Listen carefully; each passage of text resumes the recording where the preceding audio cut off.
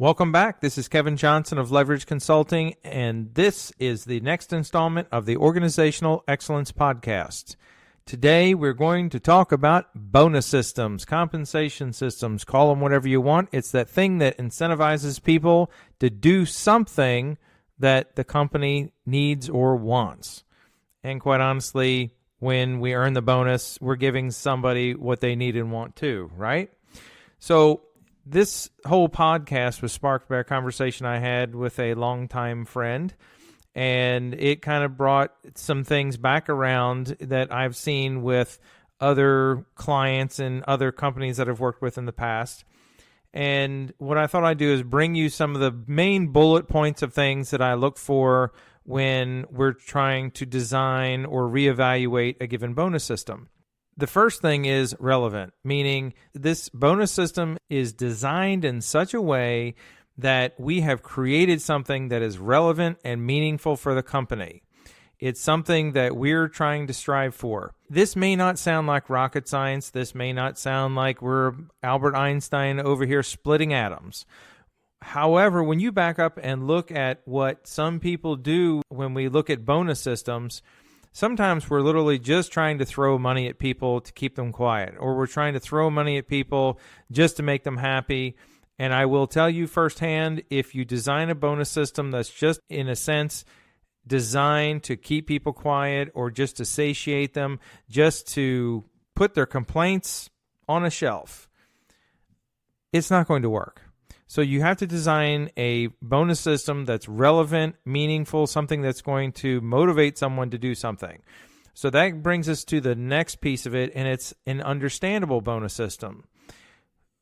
Sometimes good intentions lead to compensation or bonus systems that are designed in a way that makes you think you're doing a tax return for a Fortune 500 company. Most bonus systems do not need to be that complicated. Most times you can boil it down to something that's super simple. We provide service X and we sell product Y. You have to decide, are we just looking to, do we want to sell more of a particular service or sell more of a particular product? Are we trying to do a certain unit number? Is it just that we sell 500 of these? At that point, we hit a goal. Is it a monthly goal? What is it that we're doing? So we need something that's super simple, that literally anyone on the team can understand, because if it gets overly complicated in today's world, people are just not going to do it. So first is relevant, second is understandable.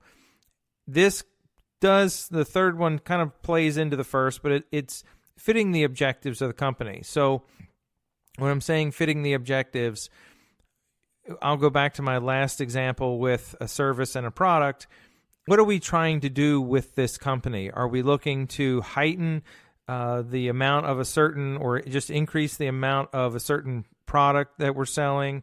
Are we looking to draw more customers for a certain service? And it, again, may not sound like rocket science, but here's something else that even came up in my conversation with my friend, and I see time and time again, and that is when we put a bonus system together, you are going to focus individuals on attaining that bonus, which is what we want, but also remember that they're going to put blinders on to other things that you may have in your company or your practice. So, for example, if it's an oral surgery practice and we're looking to increase the number of implants, well, does that mean in some way, shape, or form, patients are always going to get what they need?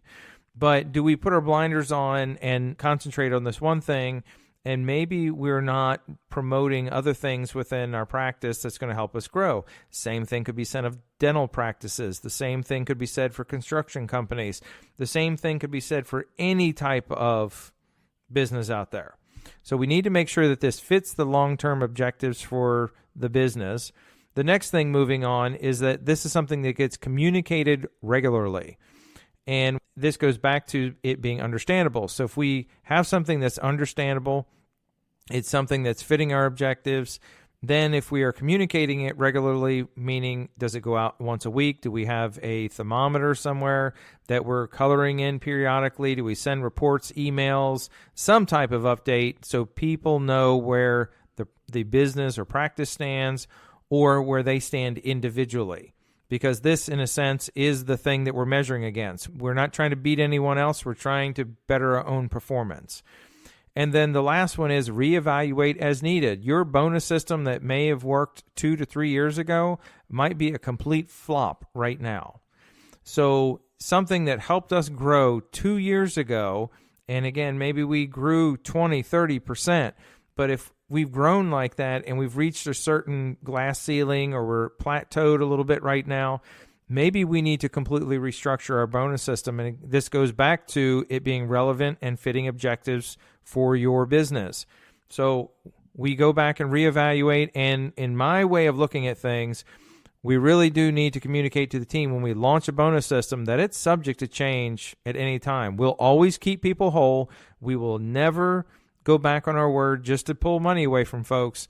But we may reevaluate as needed and reset or restructure a bonus system purely to make sure that we're working in a way that's going to help us achieve our goals.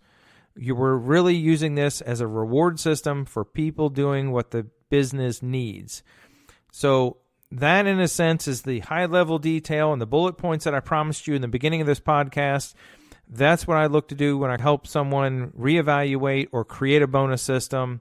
And I hope this will help at least half the listeners out there, those of you who have a bonus system or have been thinking about one.